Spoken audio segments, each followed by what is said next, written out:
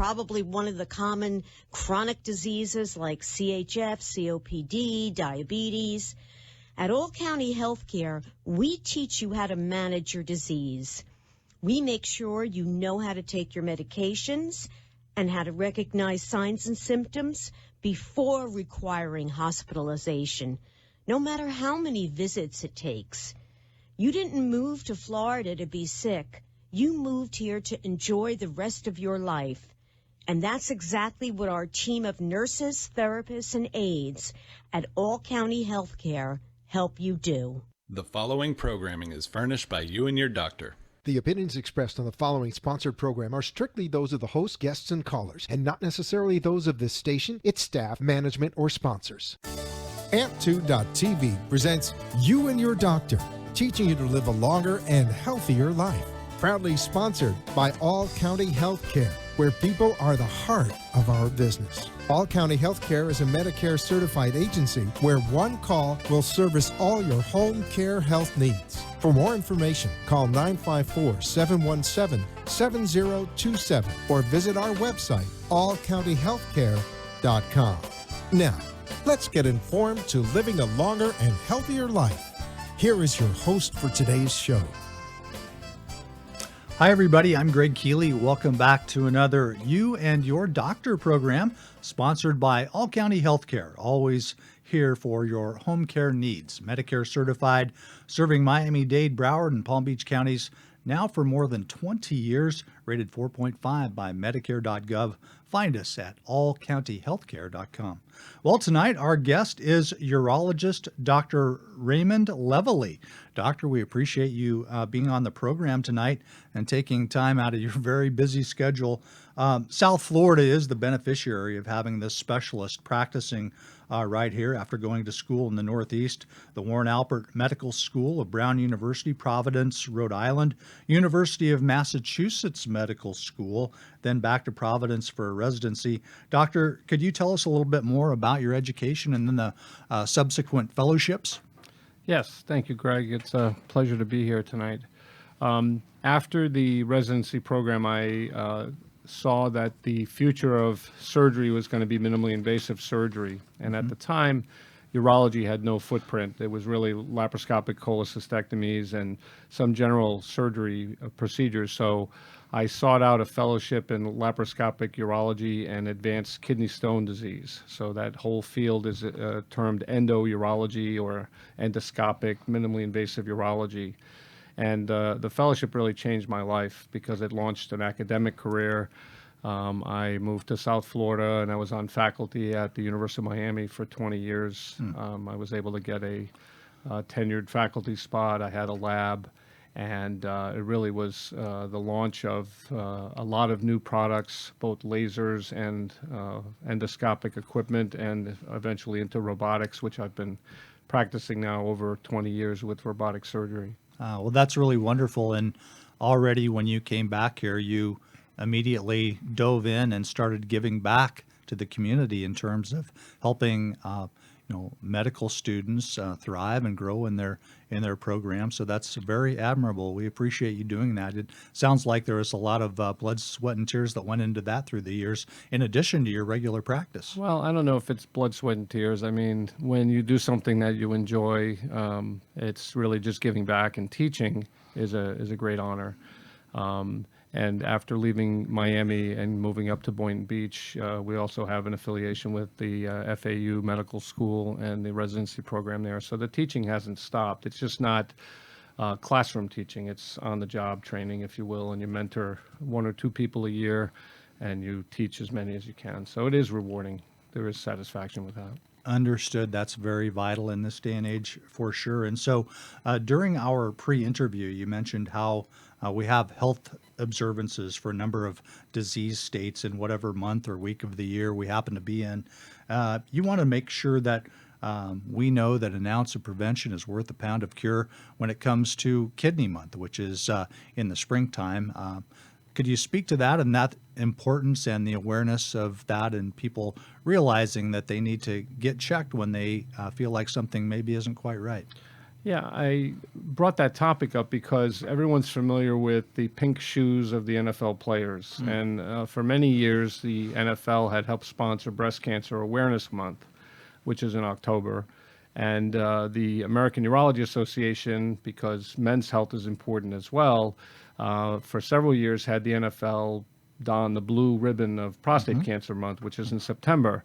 And I just kind of noticed this year that they don't sponsor any particular cancer. They feel that all cancers are important. So you'll notice on Sundays, the end zone has a rainbow color. And whether that's to be all inclusive or it has other implications, I don't know. But their marketing scheme of a crucial catch, I think, is really keen, because it's the catch that allows early diagnosis and early treatment. And with early diagnosis and early treatment, you get better cure rates. So the whole point of the marketing, I think, is to help people be aware that there's support on a large level from private industry like the NFL, but also that locally there are fundraisers, and they just had a breast cancer march in Fort Lauderdale this past weekend. And so the funding supports the programs, but also goes towards many different research endeavors, not necessarily lab research to look for the cure, but there are a lot of clinical support that's needed for cancer patients. So I found over the years that those donations that come in, and I'm not here trying to raise money, believe me, I don't have a foundation, but I do think it's important to continue, and that those monies are very well spent.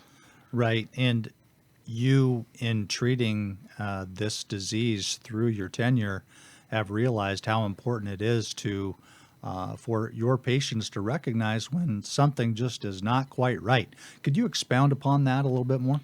Yeah, I would say that about half of the people that we see with renal tumors find them by accident. And they go to the doctor and they may get an ultrasound for abdominal pain, or they may go to the ER and get a CAT scan. And so we find a lot of incidental things. And oftentimes those scans are very brief and limited, and patients may be alarmed because they're told they have a lump and they need to follow through. And most of them, fortunately, will go and get a consultation with a specialist after they leave the emergency department or their primary care doctor. And then the other half of patients may have, at least the ones that I see, may have something called microscopic hematuria, which is undetectable blood in the urine to the naked eye. And those people also may have benign conditions, but they should see a specialist as well to evaluate and get a proper workup. And then the third group are the ones that have symptoms, either pain or they see blood in their urine, and that can be from many different sources. And so I would say the big mistake would be to say, well, it only happened once, I don't need to go and follow up on it. Just one time of blood in the urine would be sufficient to get a thorough workup, which typically involves a CAT scan or an MRI, some lab work, and then an office physical exam and endoscopy. Right. And sometimes you learn or read about people who've ingested, let's just take diet beverage, for example. Let's say you're addicted to Diet Pepsi or something like that, and you drink them, let's say you drink 5 or 6 a day or something like that. Can that have an impact over time on your kidney performance? Could you speak to that a bit? Yeah, I think that hydration is the key. And I tell people it doesn't matter what you drink as long as you drink something. So the solution to pollution is dilution. And so I would rather a patient, especially a stone-forming patient, drink the wrong fluid, but a lot of it to flush their system.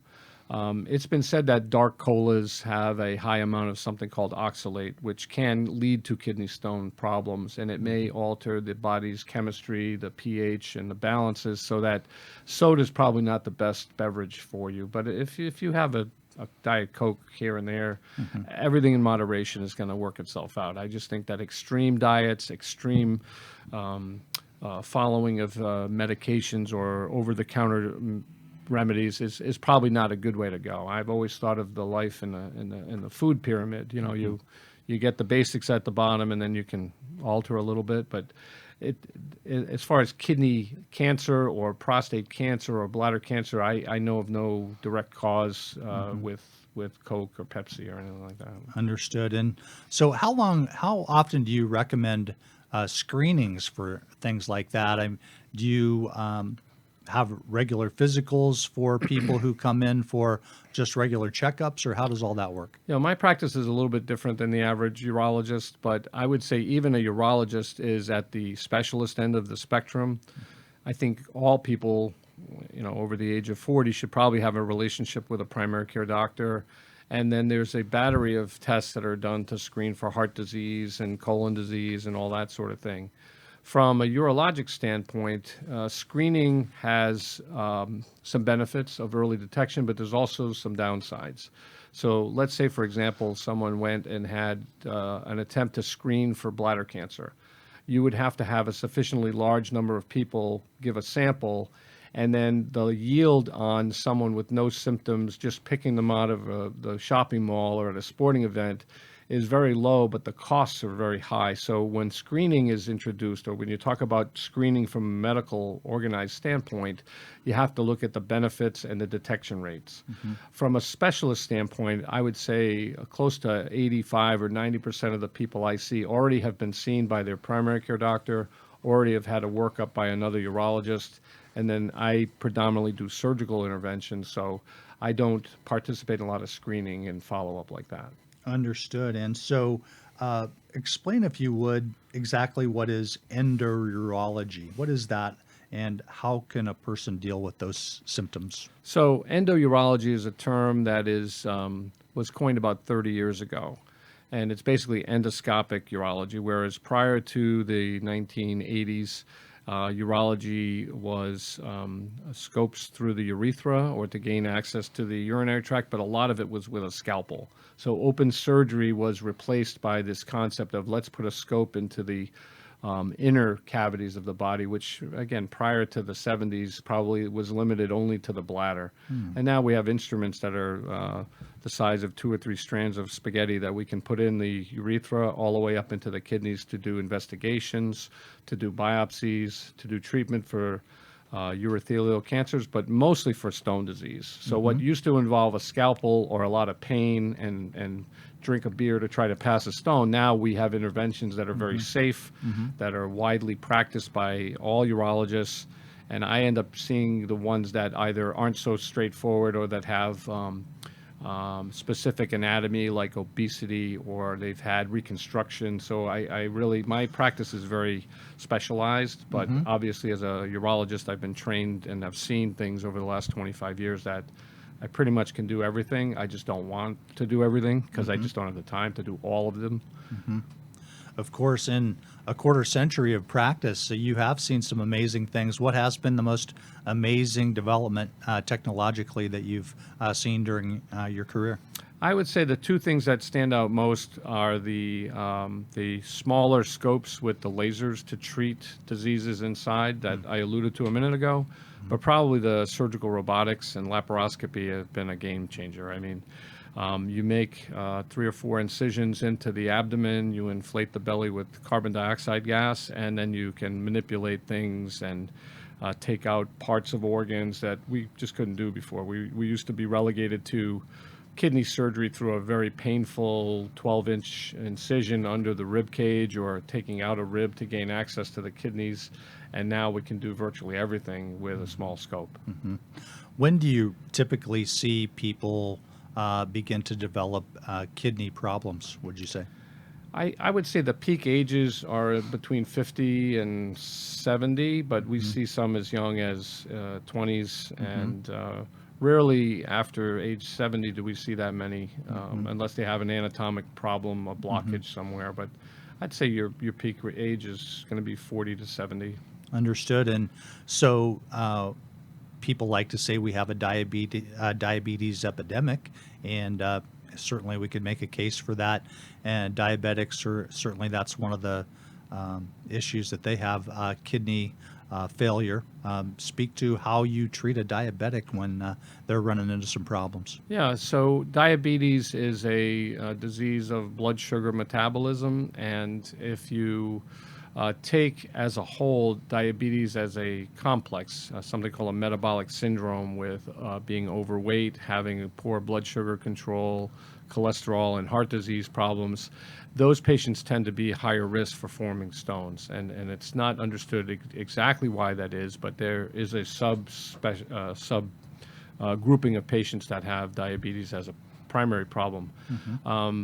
I wouldn't say that that's the majority, however. I mean, when somebody that needs surgery has diabetes, we consult with their medical doctor and they get their surgery, and then we give them whatever medications are required, whether it be insulin or an oral agent, and that's done in a team approach. So as a surgeon, I have given up a long time ago trying to manage somebody's blood sugars. I am in the hospital, we would consult with a medical team, and that's the subdivision of medicine that I've witnessed over the last 25 years.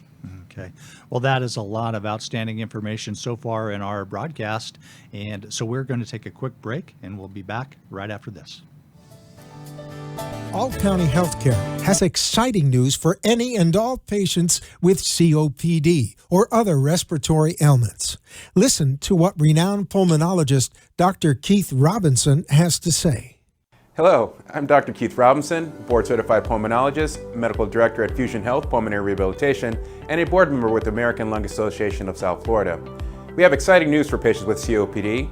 We now offer IPV therapy at home, which has been demonstrated to improve airway clearance, decrease hospitalization, and improve quality of life of patients with COPD. Please call All County Healthcare for more information about this FDA-approved therapy.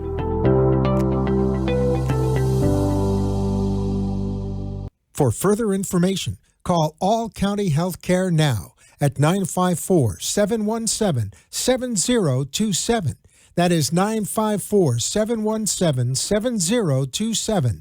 Or visit our website at allcountyhealthcare.com. You can also find us on Facebook, YouTube, Twitter, Instagram, and LinkedIn.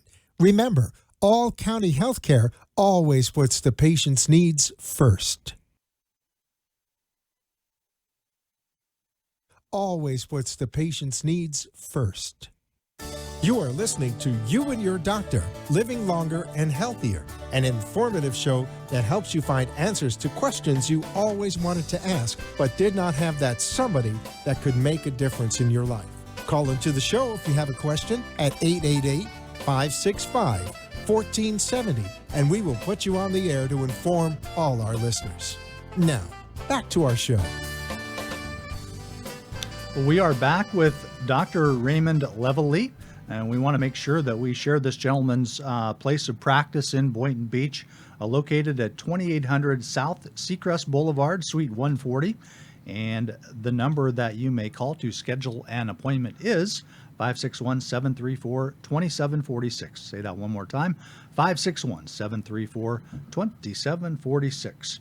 And so, Doctor, during the break, we were talking about some of the attributes of robotics and how they can make a positive difference in the lives of patients and make it easier for you to treat someone after the proper diagnosis. Speak to that if you could. Yeah, I think at the beginning, 20 years ago, robotics was looked at as a fad, and many older surgeons would downplay the benefits of minimally invasive surgery. But over the last 20 years, I think that there's been significant advantages with respect to the technical aspects of the surgery. So, for example, it is not robotic surgery that runs by itself like you would see in a car factory, where you put the parts there, and it's so. What I like to think of it as like a puppeteer pulling several strings at the same time. So I am able to use 4 instrument portals at the same time, including controlling the camera and a right and left hand, and I have foot controls, I have hand controls, and so it's like playing an instrument, an organ, and it's very well orchestrated. At the bedside is the surgical assistant, and I think of that person like the caddy. So if I need a 9-iron, they put that instrument in. If I need a particular suture, so it's very well orchestrated and coordinated. And the advantages are improved vision, decreased blood loss.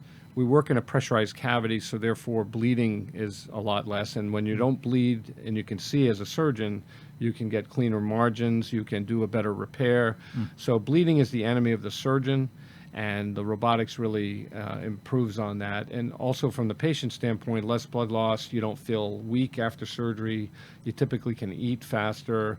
And it's estimated that compared to open surgery, the recovery time is about 50% less, or half, in terms of getting out of the hospital. And in terms of the long-term recovery, we used to keep people out for 6 weeks. Now, by 2 weeks, they're off to all their pain meds and they're asking, can I go back to work?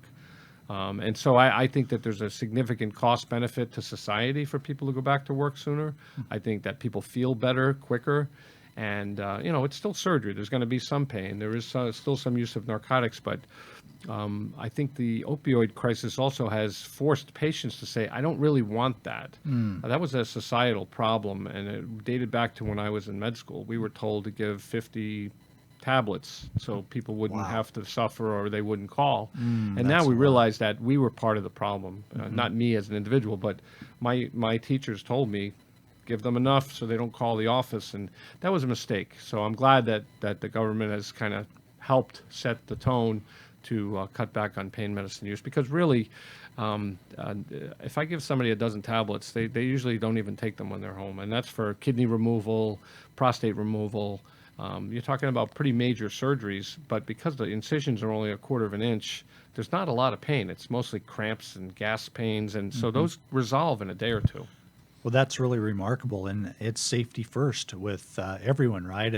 And here we are with the robotics coming into play and making everything more efficient and assisting with getting people off medications like that much more quickly. That's a highly significant development in your field. And I think the initial thought was that robotics was a fad is absolutely false. I think the future is going to allow for artificial intelligence, intraoperative mapping. You'll be able to take the tumor and project it inside the body. Right now, I look at a CAT scan and I've got to think about where it is.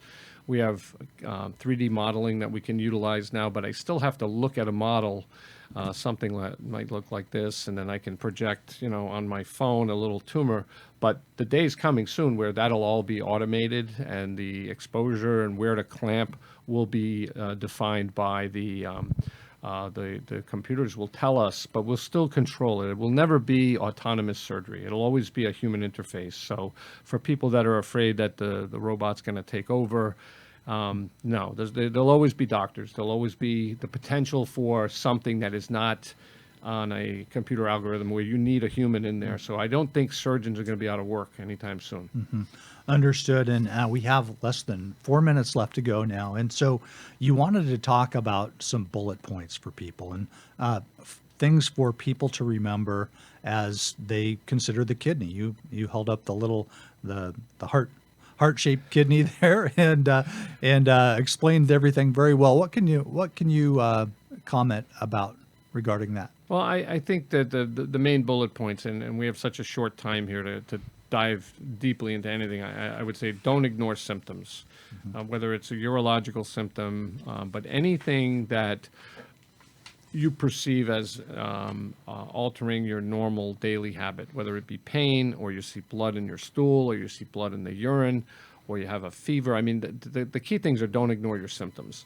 And then if you're given a preliminary diagnosis, an abnormality on the x-rays or the CAT scan, it doesn't always mean that you have cancer. Go to see a specialist, get the proper workup, and oftentimes these things are either really small and we find them early and we can fix them, or they don't need fixing at all.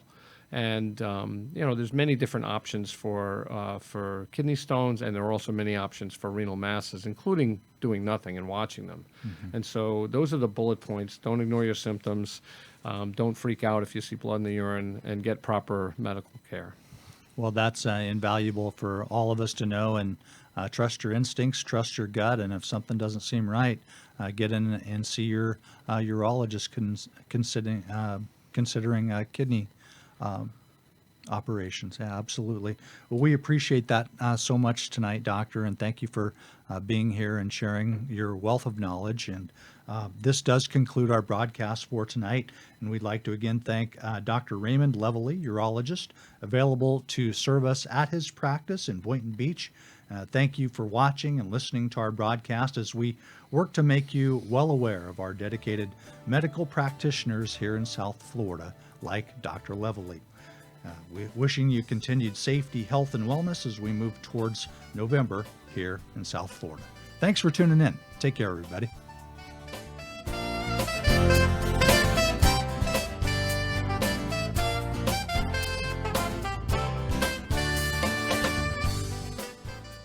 Thank you for letting us share with you a longer and healthier lifestyle. If you have a doctor or are a doctor and wish to be on the show, call AMP2 TV at 866-244-5422, and we will put you on the air as soon as possible. Tune in next week for more information on living longer and having a healthier life. The opinions expressed on the preceding sponsored program were strictly those of its host, guests,